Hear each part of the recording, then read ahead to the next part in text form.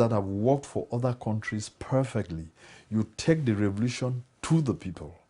They organize themselves from the smallest villages to the largest cities. They start by forming revolutionary committees for liberation. And when you get that to every village level, and then from the village level to every council area, and then from every council area to the county level, you can actually now build structures all the way through to the national level.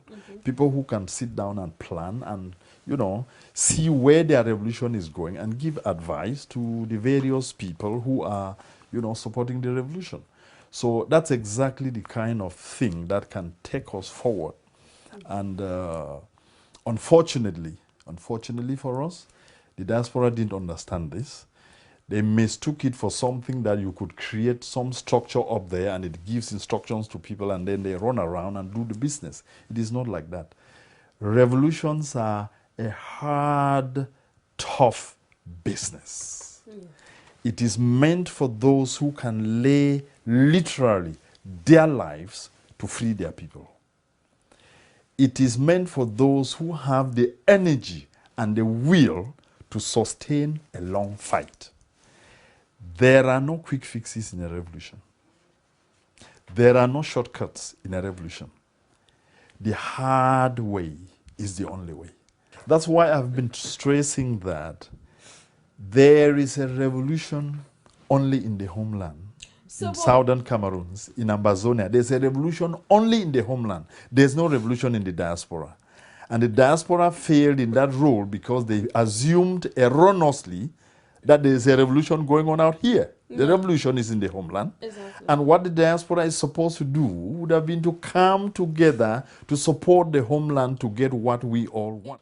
When people want freedom and move for it, whoever stands on the way, that includes the politicians who are enablers, it includes the politicians in the homeland, it includes the politicians who are practicing politics in the diaspora.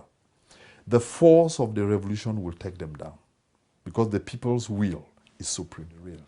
So I'm making this call to those people from Amberland who have what I call revolutionary blood. The people in whose veins takes the blood that cannot take oppression. I am calling on them. I am calling on the women of Ambazonia all over the world to stand up and be counted. I am calling on the elders of the revolution to stand up and be counted. And I am calling on the very hugely silent majority. This majority has been silenced by the partisans, by the fanatics, of the political groupings that have been created in the diaspora. The good ladies and gentlemen, the professionals, the business people, the very decent people who wanted to see their revolution go through, some of these young people screaming out and kicking out on Facebook have just insulted them into silence and they've moved into the shadows. So I am calling on all of them to stand up now and be counted because they need to save this revolution. We need to save it and we need them.